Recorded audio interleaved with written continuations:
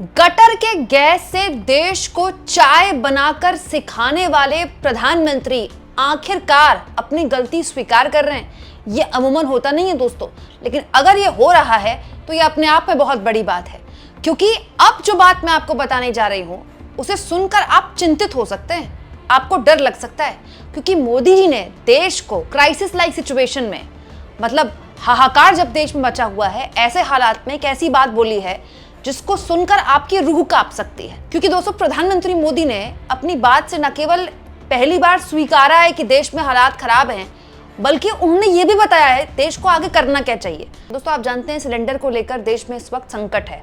संकट नहीं, संकट से ऊपर कुछ है। दिल्ली तक में दोस्तों, ये अखबार की सुर्खियां बताती हैं कि दिल्ली तक में 2000 से 2500 रुपए में ब्लैक में एलपीजी सिलेंडर मिल रहे हैं। ब्लैक में अगर इतने भी मिल जाए ना तो बहुत बड़ी बात है। जो लोग बेचारे जिनके पास कार्ड नहीं है, जो ब्लैक में लेते हैं, जनरली भी ब्लैक में लेते हैं, उनको तो 3-3 हजार में मिल जाए तो भी बहुत बड़ी बात है। लेकिन प्रधानमंत्री ने इस बात पर जानते हैं क्या बोला है? पीएम का कहना है कि कोविड-19 की तरह देश इससे भी निपट लेगा। दोस्तों, मोदी जी ने तमिलनाडु की रैली में बोला, आज मैं तमिलनाडु के लोगों से वेस्ट एशिया में चल रहे झगड़े के बारे में बात करना चाहूंगा। इसने पूरी दुनिया की एनर्जी सप्लाई चेन पर असर डाला है।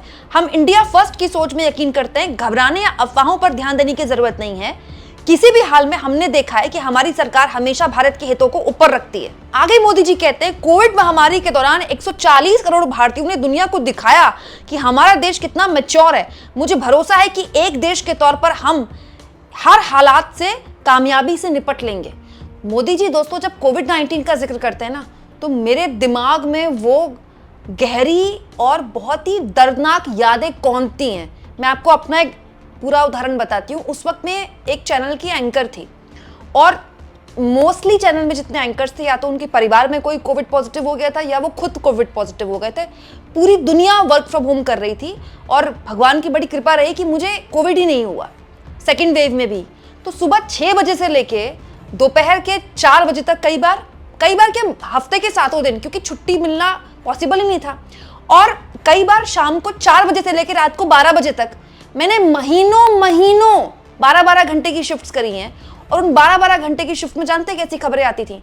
सिलेंडर, जो ऑक्सीजन सिलेंडर है वो खत्म हो गया। दिल्ली के अस्पतालों में वेंटिलेटर पे जो कोविड के मरीज थे वो एक साथ उनकी जान चली गई।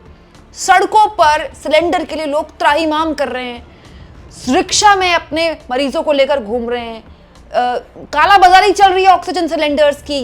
दोस्तों, कब्रिस्तान में लाइनों में लगे थे लोग अपने परिवार वालों को अंतिम विदाई देने के लिए। दोस्तों, वो ऐसा वक्त था जब मोदी जी पूरा 1 महीना टीवी पर नहीं आए थे।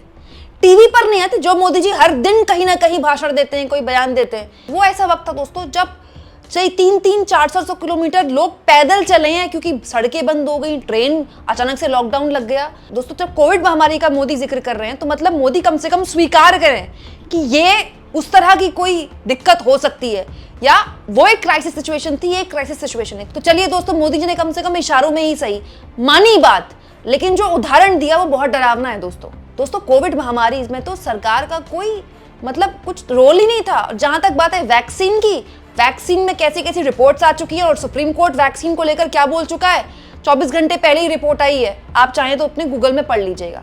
मतलब आप सोचिए कि कोविड में क्या हालात देश ने देखे हैं, और मोदी जी उसको उदाहरण बनाकर कह रहे हैं कि हम इस हालात से निपट लेंगे। तो क्या प्रधानमंत्री ये कहना चाह रहे हैं कि जिसको जो ठीक लगे वो अपने हिसाब से मैनेज करो? क्योंकि हो तो यही रहा है दोस्तों। हालत ये है कि मोदी अपनी कैबिनेट की बैठक में भी जब बात करते हैं अपने सहयोगियों से, तो वो ये नहीं कहते हैं कि जल्द से जल्द लोगों को राहत मिले और एलपीजी सिलेंडर लोगों को मिले, लोगों की लाइनें खत्म हो। वो ये बताते हैं कि कैसे अफवाहों पर आपको ध्यान रखना पड़ेगा। विपक्ष जो है वो सोशल मीडिया में प्रोपेगेंडा चला रहा है और वेरीफाइड खबरें ही आगे बढ़नी चाहिए, मिस इन्फॉर्मेशन लोगों तक नहीं पहुंचनी चाहिए। सख्ती से इस पर काम कीजिए, सख्ती से इसको हैंडल कीजिए। मतलब दोस्तों, सख्ती से ये हैंडल नहीं होना चाहिए कि जो कालाबाजारी कर रहे हैं, 2-3 हजार में के सिलेंडर बेच रहे हैं, उनका सख्ती से पालन नहीं होना चाहिए। सख्ती किस पर होनी चाहिए? जो इन्फॉर्मेशन शेयर कर रहे हैं। दोस्तों, मैं मोदी जी को ना कुछ वीडियोस दिखाना चाहती हूँ। ये है इस देश का हाल। दोस्तों, ये जो वीडियो आप देख रहे हैं ये दरभंगा की वीडियो है, बिहार की, जहां अभी कुछ महीने पहले चुनाव हुए हैं और प्रचंड बहुमत के साथ एनडीए की सरकार बनी। जरा आप लाइन देख लीजिए। जहां आपकी नजर जाती है वीडियो चलता रहेगा, लाइन चलती रहेगी। कई सोचिए कितनी देर से लोग यहां पर बैठे होंगे जो इतनी लंबी लाइन लगी है। इतनी लंबी लाइन है, कोई तुक है इस बात का? लोग लगातार लाइनों में लगे हैं एलपीजी के, और मोदी जी को ये मिस इन्फॉर्मेशन लगती है। बताइए दोस्तों, इसमें विपक्ष क्या एजेंडा फैलाएगा? बताइए सरकार इसको कैसे एग्रेसिवली हैंडल करे? वो अपनी कैबिनेट की बैठक में क्या बता रहे हैं अपने मंत्रियों को? दोस्तों ये वीडियो एक और है जिसमें जो महिला है वो लाइन में लगी है, और वो बता रही है कि पिछले कई दिनों से वो लाइन में लगी है। आप कितने दिन से आ रहे हैं गैस लेने? 4 दिन से 4 दिन से राज गैस सर्विस प्रतापन में भारी भीड़ लग चुकी है। जनता यहाँ सोने को मजबूर है। जो रेस्टोरेंट्स बंद हो गए थे उन्होंने अपने किचन में चूल्हे जलाए हैं, कईयों ने अपनी दुकानों के बाहर चूल्हे जलाए हैं। जो बेचारे रेहड़ी पट्टी वाले थे जो रोज छोटे सिलेंडर से काम करते थे, उनकी हालत तो और खराब है दोस्तों। वो तो अपने ठेलों में चूल्हे भी नहीं जला सकते। मतलब देश में भयानक संकट आया हुआ है।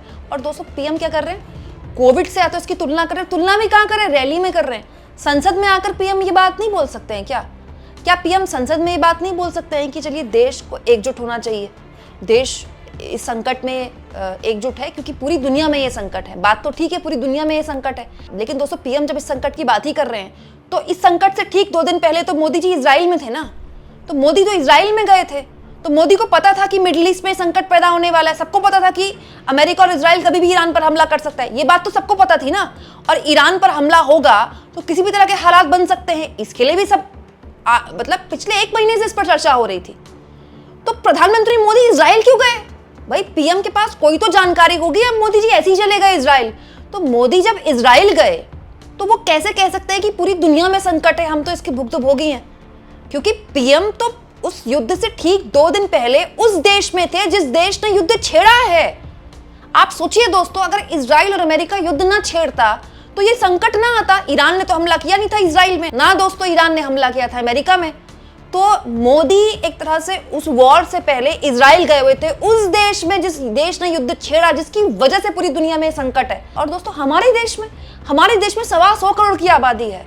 बहुताया लोग जो हैं एलपीजी सिलेंडर पर आश्रित हैं। वो इंडक्शन नहीं खरीद सकते, उनके पास माइक्रोवेव नहीं है, उनके घर में पाइपलाइन से गैस भी नहीं आती। अब दोस्तों हर किसी के पास तो टैलेंट नहीं होता ना कि नाले से वो गैस बना ले। दोस्तों मजाक अपनी जगह, लेकिन आप किस राज्य से हैं ये वीडियो देख रहे हैं और आपके राज्य में इस वक्त एलपीजी को लेकर क्या संकट है, मैं चाहती हूं कि आप अपने राज्य का नाम बताएं और अपने संकट के बारे में बताएं, ताकि इसी के जरिए तो हम अपने इस प्लेटफॉर्म का इस्तेमाल कर सकते हैं लोगों तक, लोगों की आप बीती बताने का।